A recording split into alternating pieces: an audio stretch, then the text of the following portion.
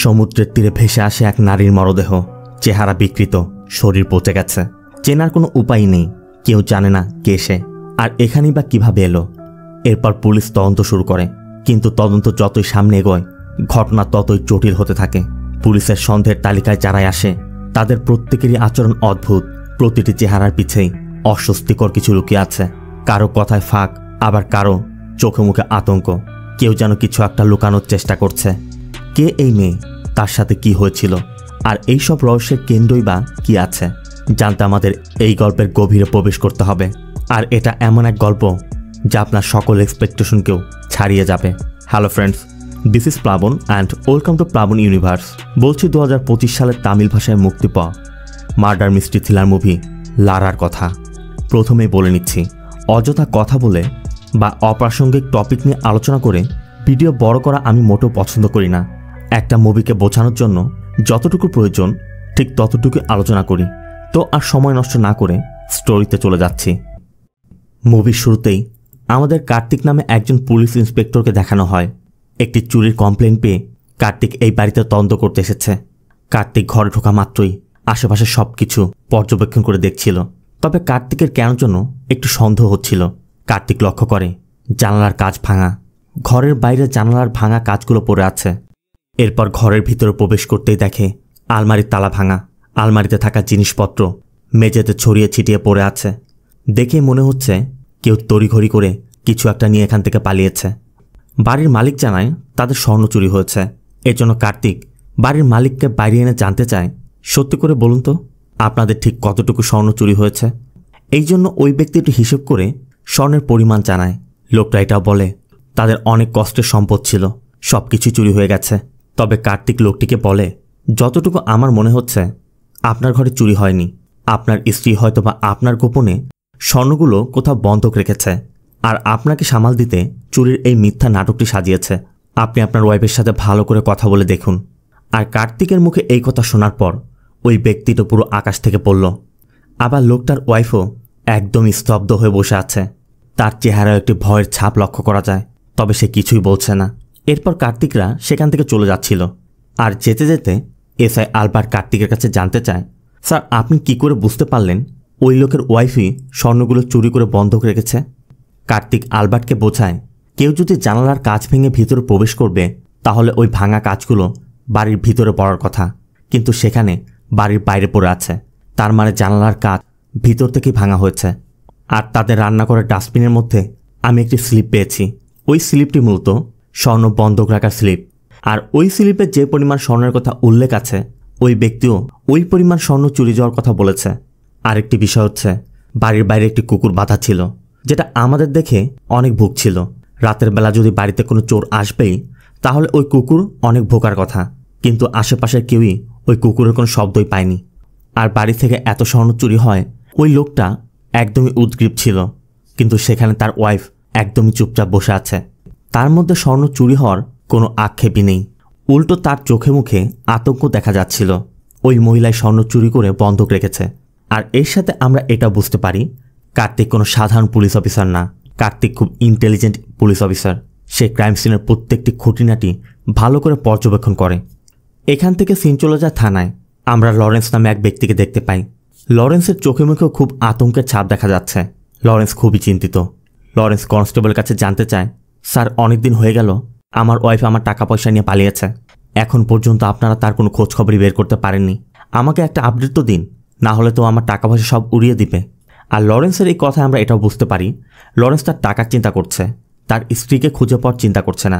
এর মধ্যে আলবার্ট এসে লরেন্সকে দেখে লরেন্সকে বোঝায়, দেখো ভাই, তোমার স্ত্রীর কাছে কোনো ফোন নেই, তার কাছে কোনো আইডেন্টিটিও নেই। আমরা তাকে কিভাবে টেস্ট করব? এভাবে বারবার থানায় এসে ঝামেলা করলে আমরা তোমার ওয়াইফকে খুঁজে বের করতে পারবো না।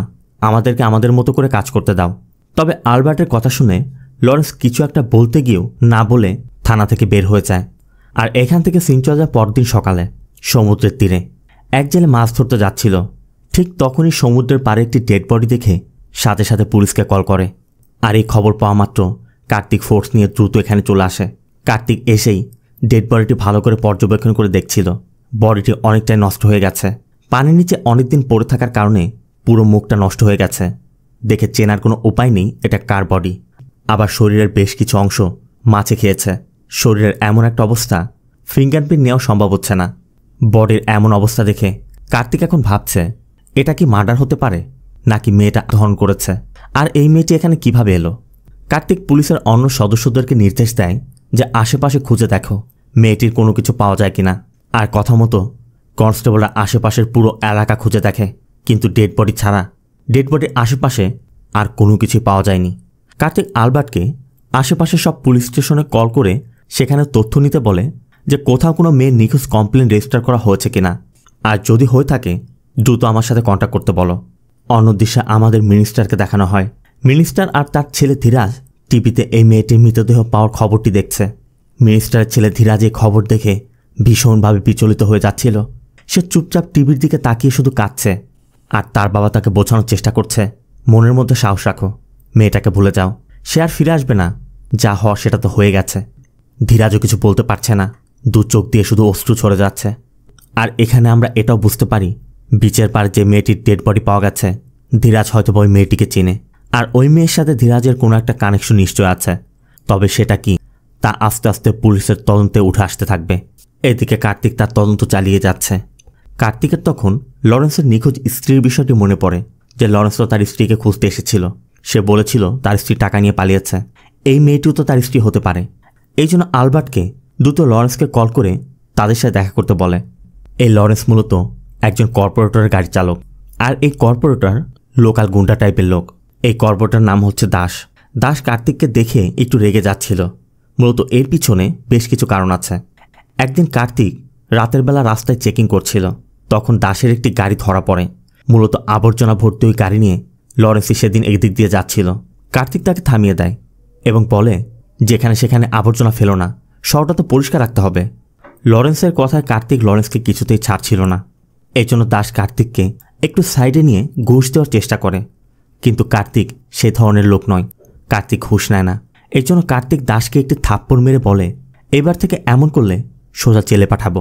আর ওই দিনের পর থেকে ওই বিষয়ের কারণেই দাস কার্তিকের উপর ভীষণ পরিমাণে রেগে আছে। দাস কার্তিকের উপর ভীষণ পরিমাণে রেগে আছে। সিন চলে আসে প্রেজেন্টে। লরেন্স এসেছে, আর লরেন্স আসার পর লরেন্সকে মর্চুয়ারিতে নিয়ে ওই বডিটি দেখানো হয়। কিন্তু বডি দেখে লরেন্স বলে স্যার এটা তো আমার বউয়ের লাশ না। তবে কার্তিক লরেন্সকে বলে তোমার বউ যখন পালিয়ে গিয়েছিল তখন তো এমন পোশাকই পরেছিল, তাই না? আর এখন বলছো এটা তোমার বউ না। লরেন্স তখন একটু ঘাবড়ে চায়। তবে লরেন্স বলে স্যার পোশাক এমনটা ছিল এটা ঠিক, কিন্তু এটা আমার বউ না, আমি এটা নিশ্চিত। এদিকে দাস পাশে দাঁড়িয়ে সব কিছু দেখছিল এবং শুনছিল। দাসেরও কার্তিকের উপর আগে থেকে যেহেতু রাগ রয়েছে, তাই দাস একটি সুযোগ পেয়ে বসে। আর এই সুযোগটা কাজে লাগিয়ে দাস কার্তিকের উপর রেগে কার্তিককে বলে তোমরা একটা বেওয়ারিশ লাশ দেখিয়ে জোরপূর্বক আমার ড্রাইভারের বউ বানানোর চেষ্টা করছো, আমি এখনই তোমাদেরকে দেখাচ্ছি। বলেই দাস মিনিস্টারকে কল করে এবং বলে স্যার আমার ড্রাইভারের বউ পালিয়ে গেছে, এখন পুলিশ একটা মৃতদেহ উদ্ধার করেছে এবং বলছে এটা তার বউয়ের। তারা জোরপূর্বক আমার ড্রাইভারের উপর চাপানোর চেষ্টা করছে।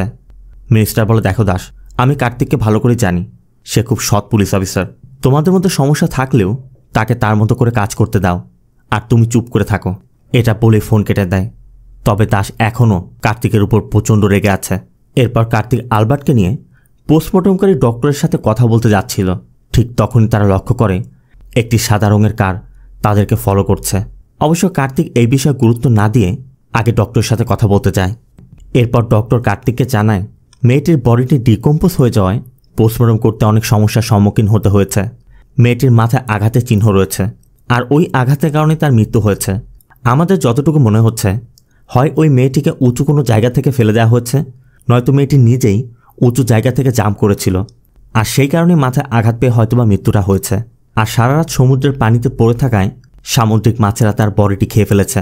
সাথে এটাও জানায় এই মেয়েটির সাথে কোনো সেক্সুয়াল অ্যাক্টিভিটি করা হয়নি। কিন্তু কার্তিক চিন্তা করে কেউ যদি নিজে থেকে নিজের জীবন দিতে হয় তাহলে হয় সে কোনো বিল্ডিং থেকে ঝাঁপ দিবে, আর পানিতে যদি ঝাঁপ দিতে হয় এমন একটি জায়গা নির্বাচন করার কথা যেখানে সোজা পানিতে ঝাঁপ দিবে, পাথরের উপর কেন ঝাঁপ দিবে? তাহলে কি এই মেয়েটি নিজের জীবন নিজে নিয়েছে, নাকি কেউ তাকে খুন করে পানিতে ফেলেছে? তবে এরপরই কার্তিকের কাছে একটি ক্লু আসে। একজন কনস্টেবল জানায় যে জায়গায় বডি পাওয়া গেছে বিচের পাশে একটি সিসিটিভি ক্যামেরা লাগানো আছে। আর এটা শোনা মাত্রই কার্তিক দ্রুত ওই রাতের ফুটেজ কালেক্ট করতে বলে। আর এরপর ওই রাতের ফুটেজ এনে পর্যবেক্ষণ করে দেখা যায় দুজন ছেলে একটি বাইক নিয়ে বিচের পাড়ে এসে একটি মেয়ের পিছে পিছে দৌড়াচ্ছে। আর এটা দেখা মাত্রই কার্তিক ওই বাইকের নম্বর দিয়ে কার্তিক ওই বাইকের ডিটেলস বের করতে বলে। তবে একজন কনস্টেবল বলে, স্যার এখানে থাকা একটি ছেলেকে আমি চিনি, কয়েকদিন আগেই তার পাসপোর্ট ভেরিফিকেশনের জন্য সে থানায় এসেছিল। এই জন্য কার্তিক ওই রেজিস্টার থেকে ওই ছেলেটির ফোন নম্বর বের করে তাকে কল করে, কিন্তু ছেলেটির ফোন বন্ধ। এই জন্য কার্তিক তার টিমকে ওই এলাকায় গিয়ে ওই দুই ছেলের সম্পর্কে তথ্য বের করতে বলে। কথা মতো পুলিশের টিম ওই এলাকাতে যায় এবং আশেপাশে সবার সাথে কথা বলার চেষ্টা করে, কিন্তু কেউই ওই দুই ছেলের কোনো তথ্য দিতে পারছে না। তবে ঠিক ওই রাতেই সিসিটিভি ফুটেজে থাকা ওই দুটি ছেলের মধ্যে একটি ছেলে, যার নাম দীনেশ, সে থানায় এসে জানতে চায়, স্যার আমি জানতে পারলাম আপনারা আমাকে খুঁজছেন। আর এরপর কার্তিক দীনেশকে বলে, একটি মেয়েকে খুন করে এখন এমন নাটক করছো যেন কিছুই করনি। দীনেশের কথা কি বলছেন স্যার? আমি খুন করেছি? আমি তো কিছু করিনি। কার্তিক তখন দীনেশকে বিচের ওই সিসিটিভি ফুটেজটি দেখায় এবং জানতে চায় তোমরা ওই মেয়েকে তাড়া করছিলে কেন। আর ওই ফুটেজ দেখে দীনেশ একদমই চিন্তায় পড়ে যায়। তবে এরপরে দীনেশ সত্যিটা স্বীকার করে। দীনেশের তথ্য মতে ওই রাতে যেটা ঘটেছিল, দীনেশ বলে স্যার ওই রাতে আমি আর আমার বন্ধু সাতিয়া শহরের একটি মদের দোকানে বসে মদ খাচ্ছিলাম। আমাদের দুজনেরই স্বপ্ন ছিল আমরা পাসপোর্ট তৈরি করে সিঙ্গাপুরে গিয়ে সেটেল হব। ওই দিন সাতিয়ার পাসপোর্ট এসেও গিয়েছিল, আর ওই খুশিতেই আমরা সেদিন মদ খাচ্ছিলাম। কয়েকদিনের মধ্যে আমার পাসপোর্টও এসে পড়ার কথা। তবে কার্তিক বলে, আমি তোমার কাছে তোমার পাসপোর্টের কথা জানতে চাইনি, আমি জানতে চেয়েছি ওই মেয়ের পিছু কেন করছিলে সেটা বলো। দীনেশ বলে, আমরা মদের দোকান থেকে একটি রেড লাইট এরিয়াতে গিয়েছিলাম, সেখান থেকে একটি মেয়েকে নিয়ে আমরা বিচে যাই, আর বিচে বসে আমরা গাঁজা খাচ্ছিলাম। তখন আমার বন্ধু সাতিয়া ওই মেয়েটিকে জোরপূর্বক গাঁজা খাওয়াতে চেষ্টা করছিল। মেয়েটি কিছুতে খেতে চাচ্ছিল না, আর এটা নিয়েই একসময় ভয় পেয়ে মেয়েটি সেখান থেকে পালিয়ে গিয়েছিল। কার্তিক বলে, তা না হয় বুঝলাম যে তোমরা মেয়েটির খুন করনি, কিন্তু তোমার ফোন বন্ধ কেন? দীনেশ বলে, আসলে স্যার আমি সিঙ্গাপুর যাওয়ার জন্য অনেকের থেকে ঋণ নিয়েছিলাম, সেই পাওনাদারদের ফোনের ভয়েই আমি ফোন বন্ধ করে রেখেছি। কার্তিক জানতে চায় সাত্তি এখন কোথায়। দীনেশ বলে, ওর তো পাসপোর্ট এসে পড়েছিল, ও সিঙ্গাপুর চলে গেছে। তবে দীনেশের কথায় এখনও প্রমাণ হচ্ছে না তারা ওই মেয়েকে মারেনি। এই জন্য কার্তিক দীনেশের কাছে ওই মেয়ের ঠিকানা জানতে চায়। দীনেশ বলে, স্যার ঠিকানা তো বলতে পারবো না, তবে যেখান থেকে ওকে উঠিয়েছিলাম সেখানে নিয়ে যেতে পারবো।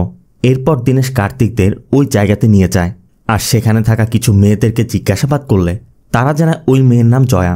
গত 2 দিন যাবৎ জয়া এখানে আসছে না। আর তাদের থেকে জয়ার বাড়ির ঠিকানা নিয়ে কার্তিকরা পরবর্তী দিন জয়ার বাড়িতে যায়, আর সেখানে গিয়ে জানতে পারে জয়ের একটি ছোট্ট মেয়ে আছে, ঘরে অসুস্থ মাও আছে। কার্তিক জয়কে দীনেশের কথা বললে জয়া ওই রাতের কথা স্বীকার করে যে দুজন ছেলে আমাকে বিচে নিয়ে গাঁজা খাওয়াতে চেষ্টা করেছিল, কিন্তু আমি সেখান থেকে পালিয়ে আসি। তবে কথার মধ্যে কার্তিক লক্ষ্য করে জয়ের শরীরে আঘাতের চিহ্ন, আর এগুলো সিগারেট দিয়ে চালানোর চিহ্ন। তাই কার্তিক এই বিষয়ে জানতে চাইলে জয় বলে, স্যার গতকাল এক লোক আমাকে নিয়ে অনেক টর্চার করেছিল, সেই এসব করেছে। এদিকে জয়া তার মেয়ের পড়াশোনার খরচ আর মায়ের চিকিৎসার জন্য বাধ্য হয়ে এসব কাজ করছে। কার্তিকও বিষয়টা বুঝতে পেরে গতকাল যে ব্যক্তি তাকে টর্চার করেছে ওই কাস্টমারের কথা জানতে চায়। জয় বলে, তার নাম তো আমি বলতে পারবো না, তবে আমাদের এলাকার যে কর্পোরেটর আছে দাস, তার ওখানে ড্রাইভারের কাজ করে। এতে করে কার্তিকও বুঝতে পারে এটা লরেন্সের কাজ। আর এটা জানার পরই কার্তিকের এখন সন্দেহ হচ্ছে লরেন্সই হয়তো তার ওয়াইফকে নিখোঁজ করেছে, আর এখন খোঁজার নাটক সাজাচ্ছে। এর জন্য পরবর্তী দিন কার্তিক প্রথমে দীনেশকে থানায় ডাকে আর লরেন্সের ওয়াইফের ফটো দেখায়, কিন্তু দীনেশ বলে, আমি এই মেয়েকে চিনি না বা কখনো দেখিও নি। তবে এরপরই দীনেশ থানা থেকে বের হয়ে তার বন্ধু সাত্যাকে কল করে বলে, এখন মনে হয় আমরা বড় একটি সমস্যায় পড়ে যাব। এদিকে কার্তিকও দীনেশকে তড়িঘড়ি করে ফোন করতে দেখে কার্তিকের মধ্যে একটু সন্দেহ জাগে। তবে এরপর তারা লরেন্সের খোঁজে লরেন্সের বাড়িতে যায়, কিন্তু লরেন্স তখন বাড়িতে না থাকায় কার্তিক লরেন্সের মায়ের সাথে কথা বলে জানতে পারে লরেন্স কখন বাড়িতে আসে কখন যায় সে জানে না, আবার ঘরে কোনো টাকা পয়সাও দেয় না, এমনকি ঘরে চালও নেই। এসব শুনে কার্তিকেরও লরেন্সের উপর বেশ রাগ হচ্ছিল। আর এরপরই লরেন্স এসে পড়ায়। কার্তিক লরেন্সকে অ্যারেস্ট করে থানায় নিয়ে টর্চার করে জানতে চায়, জয়াকে কেন টর্চার করেছিস আর তোর বউকে কেন মেরেছিস? লরেন্স বলে, সত্যি বলছি স্যার, আমি আমার বউকে মারিনি। কার্তিক আবারও জানতে চায়, তুই বলেছিস তোর বউ 5 লাখ টাকা নিয়ে পালিয়েছে, অথচ তোর মা বলছে ঘরে চালও নেই, এত টাকা তুই কোথায় পেয়েছিস? লরেন্সও মার সহ্য করতে না পেরে বলে দেয় যে ওই টাকা তার না, ওই টাকা তার বস দাসের। আর এখানে আমাদের দেখানো হয় লরেন্স তার ওয়াইফ নীলাকে অনেক টর্চার করত। নীলাও ছিল অনাথ, তাই সব সহ্য করে নিচ্ছিল। তবে সহ্যের সীমা পার হয়ে গেলে নীলা একদিন বলেই বসে, তুমি আমাকে এভাবে মারধর করলে আমি নিজেকে একসময় শেষ করে দেব। লরেন্স বলে, যা করতে হয় করবি, কিন্তু আমার অনুমতি নিয়ে।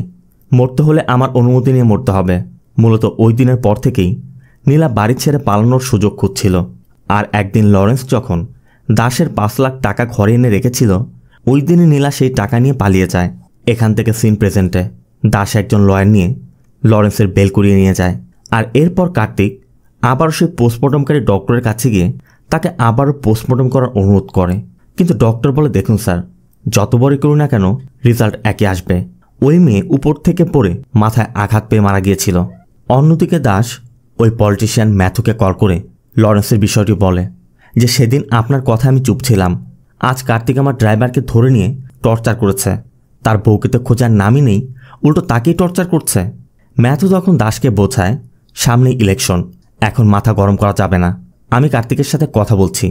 এরপরই ম্যাথু কার্তিককে ডাকে এবং বলে, দেখো ভাই, তুমি সন্দেহ করে কাউকে এভাবে টর্চার করতে পারো না। ওর বউকে যদি খুঁজতে না পারো ছেড়ে দাও। ওই মেয়ের খুনের কেসে ওই ড্রাইভারটাকে টেনো না। আর আমার যতটুকু মনে হয় ওই মেয়ে নিজেই পানিতে ডুবে মারা গেছে। তুমি এমনটা দেখিয়ে কেসটি ক্লোজ করে দাও। কার্তিক ও ম্যাথুর বিষয়টা বুঝতে পারছে। নেতা তার চেলাকে বাঁচানোর চেষ্টা করছে আর কি, আর এটাই স্বাভাবিক।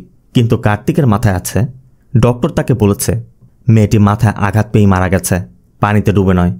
অন্যদিকে আলবার্ট লরেন্সের উপর নজর রাখতে গিয়ে দীনেশের বন্ধু সাত্যাকে দেখতে পায়। মানে যেই সাত্যার কথা দীনেশ বলেছিল যে সিঙ্গাপুরে চলে গেছে, কিন্তু সে তো এখানে। সাথে সাথে আলবার্ট কার্তিককে কল করে বিষয়টি জানালে কার্তিক সাত্যাকে ধরে থানায় নিয়ে যেতে বলে। কথা মতো আলবার্ট সাত্যাকে থানায় নিয়ে যায়। আর এদিকে কার্তিক এসে সাত্যার কাছে জানতে চায়, তোমার বন্ধু দীনেশ বলল তুমি সিঙ্গাপুর চলে গেছো, তাহলে তুমি এখানে কি করছিলে? সাত্য বলে, আসলে স্যার আমার ফ্লাইট মিস হয়ে গিয়েছিল, আর এখানে আমি অনেকের থেকে ঋণ নিয়েছিলাম। ওই পাওনাদারদের হাত থেকে বাঁচতেই আমি এখানে লুকিয়েছিলাম, আর তাদেরকে মিথ্যা বলেছি যে আমি সিঙ্গাপুরে ছিলাম। এরপর কার্তিক সাত্যার কাছে ওই রাতের বিষয়ে জানতে চায়, আর সাত্য বলতে শুরু করে। সাত্য বলে, স্যার ওই রাতে জয় পালিয়ে যাওয়ার পর আমরা আমাদের বাড়িতেই চলে যাচ্ছিলাম। তবে যাওয়ার সময় রাস্তার মধ্যে আমরা একটি মেয়েকে দাঁড়িয়ে থাকতে দেখি। জয়া তো চলে গিয়েছিল, আমরা ওই মেয়েটিকে সাথে নিতে চাচ্ছিলাম, কিন্তু মেয়েটি আমাদের সাথে যেতে অস্বীকৃতি জানাচ্ছিল। আমিও নেশাগ্রস্ত ছিলাম, তাই রাগের মাথায় ওই মেয়েটিকে থাপ্পড় দিয়ে বসি, আর সাথে সাথে মেয়েটি বেহুশ হয়ে যায়। দীনেশ তখন সাত্যাকে বলছিল, তুই এটা কি করলি? এই মেয়ে যদি পুলিশকে বলে দেয় যে আমরা এই মেয়েকে মেরেছি আর আমাদের সাথে নিয়ে যাওয়ার চেষ্টা করেছিলাম, তাহলে তো পুলিশ আমাদেরকে মামলা দিয়ে দিবে, তখন আমরা বিদেশ যেতে পারবো না। আর এই মেয়েটি লরেন্সের ওয়াইফ নীলা। নীলা তখনও বেহুশ। এই জন্য দীনেশরা চিন্তা করে তারা নীলাকে কোনো সেফ জায়গায় নিয়ে যাবে আর নীলার জ্ঞান ফেরা পর্যন্ত অপেক্ষা করবে। আর প্ল্যান মতো তারা দুজনই নীলাকে একটি রাইস মিলের মধ্যে নিয়ে যায়। আর কিছুক্ষণ পর নীলার জ্ঞান ফিরলে দীনেশরা নীলাকে বোঝানোর চেষ্টা করে যে আসলে তারা নীলাকে প্রস্টিটিউট ভেবেছিল। সাথে নীলাকে অনুরোধ করে যে তুমি এই বিষয়টি পুলিশকে বলো না, কারণ আমরা বিদেশ যেতে চাই। তুমি যদি পুলিশকে বলে দাও তাহলে আমাদের বিদেশ যাওয়ার স্বপ্ন কখনোই পূরণ হবে না। ঠিক তখনই দীনেশের কাছে দীনেশের পাসপোর্ট ভেরিফিকেশনের জন্য থানা থেকে কল আসে। এই জন্য দীনেশ বের হয়ে যাচ্ছিল। তবে তখনই নীলা বলে, আমার একটি কাজ ছিল, তোমাদের দুজনের জন্য আমি সেটি করতে পারিনি, তাই যতদিন আমি ওই কাজটি করতে না পারছি ততদিন পর্যন্ত তোমাদেরকে আমাকে হেল্প করতে হবে। তবে আমি পুলিশকে কিছুই বলবো না। তাদের পাসপোর্ট এবং ভিসার জন্য অপেক্ষা করতে শুরু করে। আর নীলা যাতে বাইরে গিয়ে পুলিশকে কিছু বলতে না পারে এর জন্য তারা প্রতিদিনই নীলার জন্য খাবার নিয়ে আসতে থাকে। তবে এভাবে কিছুদিন চলতে চলতে একসময় দুজনের কাছে থাকার টাকা শেষ হয়ে যায়। এর জন্য তারা নীলাকে বলে, আমাদের কাছে যে টাকা ছিল সেগুলো শেষ হয়ে গেছে, তোমার কাছে টাকা থাকলে আমাদেরকে দাও।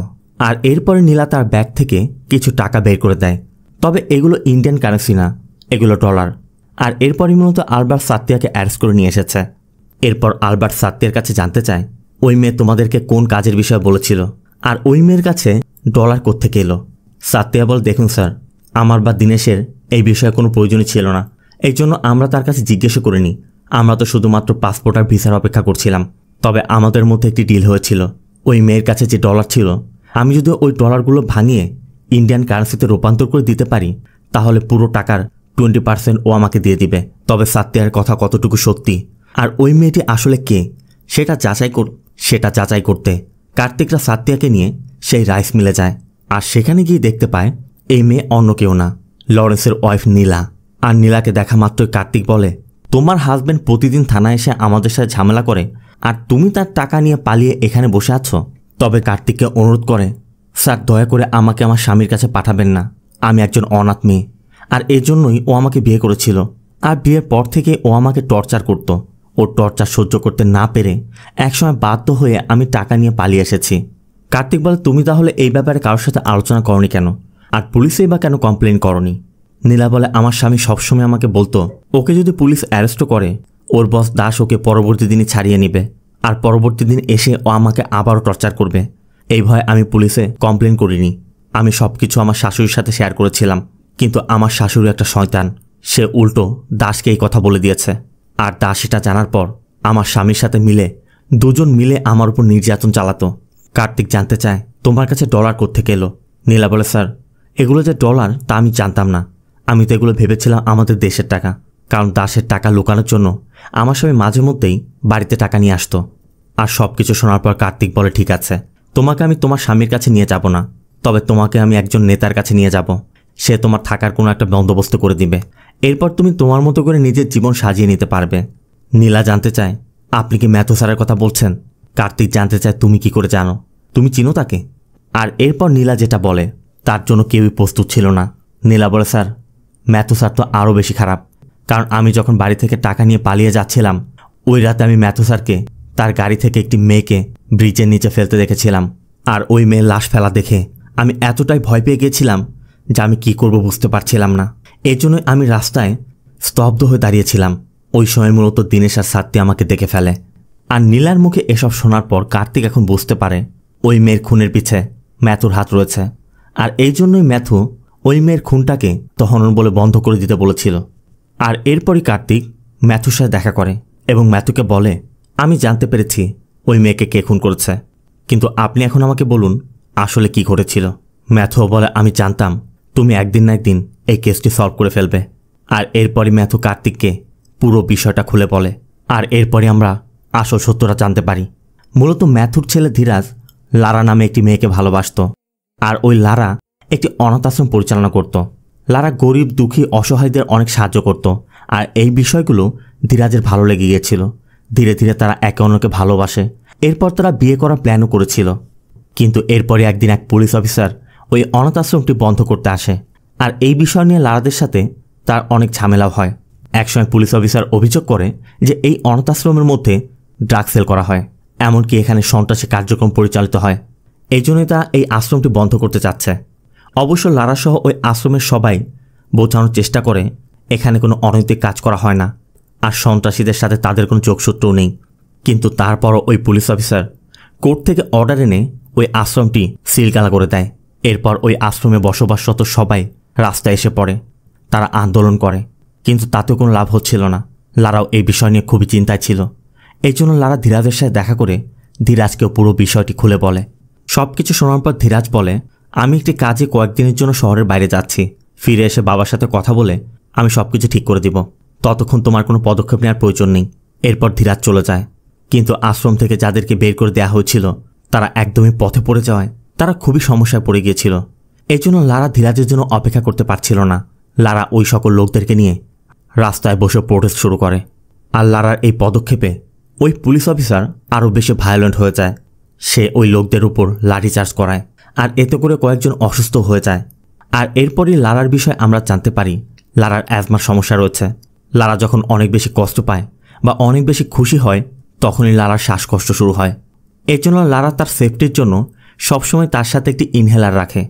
এদিকে আশ্রম থেকে বের করে দেওয়া ওই মানুষদের পরিস্থিতি এতটাই খারাপ হয়ে গিয়েছিল লারাও আর তাদের কষ্ট দেখতে পারছিল না।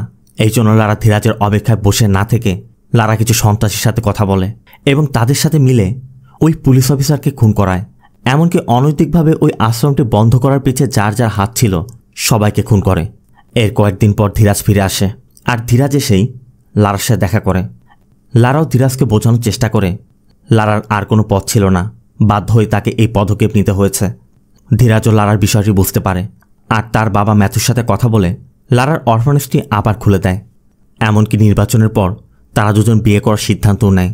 আর এই বিষয়গুলো নিয়ে লারা খুবই আনন্দিত ছিল। আর আমরা আগেও দেখেছি অতিরিক্ত কষ্টে বা অতিরিক্ত আনন্দে লারার শ্বাসকষ্ট হয়। এই জন্য এত আনন্দে লারার শ্বাসকষ্ট শুরু হয়ে গেছে। কিন্তু লারার কাছে তখন লারার ওই ইনহেলারটি নেই। ধীরাজেরও তখন মনে পড়ে তার গাড়িতে একটি পুরনো ইনহেলার আছে। এই জন্য ধীরাজ কার থেকে সেই ইনহেলারটি নিয়ে আসে। কিন্তু ইনহেলারটি ছিল একদমই খালি। ইনহেলার কোনো মেডিসিন না থাকায় লারা শ্বাসকষ্টে সেখানেই মারা যায়। ধীরাজও বুঝতে পারছিল না ধীরাজ এখন কি করবে। তবে এরপরে ধীরাজ তার বাবা ম্যাথুকে কল করে সেখানে ডাকে। ধীরাজ পুরো বিষয়টা ম্যাথুকে খুলে বলে। আর সব কিছু জানার পর ম্যাথু ধীরাজকে বোঝায় লারা সন্ত্রাসী ছিল। পুলিশ যদি জানতে পারে লারার সাথে আমাদের সম্পর্ক আছে তাহলে আমাদের সমস্যা হবে। এখানে যা কিছু হয়েছে কেউই বিশ্বাস করবে না। আর এখানে যা কিছু হয়েছে এতে তোমার কোনো দোষ নেই। তুমি এখান থেকে চলে যাও, বাকিটা আমি দেখব। এই জন্য ধীরাজ চলে যায়। আর ধীরাজ চলে যাওয়া মাত্রই ম্যাথু লারার বডিটি তার কারের পিছে নিয়ে ওই ব্রিজের উপরে গিয়ে নিচে ফেলে দিয়েছিল। আর ম্যাথুর কাছে এই সব কিছু জানার পর কার্তিক এখন বুঝতে পারছে না সে এখন কি করবে। কারণ কার্তিক এতদিন ধারণা করছিল লারাকে কেউ খুন করেছে, কিন্তু এখন দেখছে লারার খুন হয়নি। লারা শ্বাসকষ্টে মারা গিয়েছিল আর এখানে কারো হাত ছিল না। তাই কার্তিকেরও এখানে কিছু করার নেই। তবে কার্তিক দাসের ব্যাপারে সব কিছু জানতে পেরেছিল। এই জন্য দাসকে আর ড্রাইভার লরেন্সকে মানি লন্ডারিং মামলায় অ্যারেস্ট করে। এদিকে ধীরাজকে দেখা যায় লরেন্সের ওয়াইফ নীলাকে লারা যে আশ্রমে ছিল ওই আশ্রমে কাজ দিয়েছে। তবে এখানে কিছু প্রশ্ন থেকেই যাচ্ছে। পোস্টমর্টম রিপোর্ট অনুযায়ী লারার মৃত্যু হয়েছে মাথায় আঘাত পেয়ে। আর এখানে ম্যাথু যেমনটা বলেছে লারার মৃত্যু হয়েছে শ্বাসকষ্টে। আর এরপর ম্যাথু লারাকে ওই ব্রিজের উপর থেকে ফেলে দিয়েছে। মাথায় আঘাতের বিষয়টি যদি আসে, ওই ব্রিজের উপর থেকে ফেলে দেয়, নিচে পাথর লেগে হয়তোবা লারার মাথা ফাটতে পারে। কিন্তু সেটা তো মৃত্যুর পরে হওয়ার কথা, সেটা তো মৃত্যুর কারণ হওয়ার কথা নয়। আর এখানে গ্যাপটা রয়েছে, কারণ পোস্টমর্টম রিপোর্ট অনুযায়ী মাথায় আঘাত পাওয়ার পর মৃত্যু হয়েছে। আর এটা দ্বারা স্পষ্টই বোঝা যাচ্ছে ম্যাথু যখন লারাকে ফেলেছিল লারা হয়তো তখনও জীবিত ছিল, আর ফেলার পর মাথায় আঘাত পেয়ে লারার মৃত্যু হয়েছে। এখানে এমনটাও হতে পারে লারা যেহেতু সন্ত্রাসী কার্যক্রমের সাথে যুক্ত হয়ে গিয়েছিল, আর ম্যাথুও ভালো করে জানতো লারার সাথে ধীরাজের বিয়ে হলে বা লারার সাথে ধীরাজের সম্পর্কের কথা সামনে এলে হয়তোবা তার পলিটিক্যাল ক্যারিয়ারের সমস্যা হবে। এই জন্য হয়তোবা লারা জীবিত আছে জানার পরও সে লারাকে নিচে ফেলে দিয়েছিল। আবার প্রশ্ন জাগতে পারে পোস্টমর্টমে লারার মৃত্যুর কারণটা জানার পরও কার্তিক কোনো ব্যবস্থা কেন নেয়নি। অবশ্য কার্তিক এই বিষয়ে তদন্ত করেছে। কার্তিক কয়েকজন ডক্টরের সাথে কথা বলে এটাই জানতে পেরেছে যে যারা অ্যাজমার পেশেন্ট অনেক সময় শ্বাসকষ্টের কারণে তাদের হৃৎপিণ্ডের কম্পন এতটাই ধীর হয়ে যায় যেটা স্বাভাবিকভাবে বোঝাই যায় না, মানে বেঁচে থাকলেও তাকে মৃত বলে মনে হয়। আর কার্তিকও ধারণা করে হয়তোবা ম্যাথু সেই ভুলটি করেছে, আর এই জন্যই মূলত কার্তিক কোনো ব্যবস্থা নেয়নি। এটাই ছিল মূলত লারার মৃত্যুর রহস্য। আর এর ভিতর দিয়েই মুভির শেষটা হয়। তো লারার মৃত্যুর বিষয়ে আপনার কি মতামত সেটা অবশ্যই কমেন্টে জানাবেন। আর ভিডিওটি ভালো লাগলে ভিডিওতে লাইক দিয়ে চ্যানেলটিকে সাবস্ক্রাইব করতে একদম ভুল করবেন না। দেখা হবে অন্য কোনো মুভি বা সিরিজের এক্সপ্লেনেশন ভিডিওতে। ততক্ষণ সব ভালো থাকবেন, সুস্থ থাকবেন। আল্লাহ হাফেজ।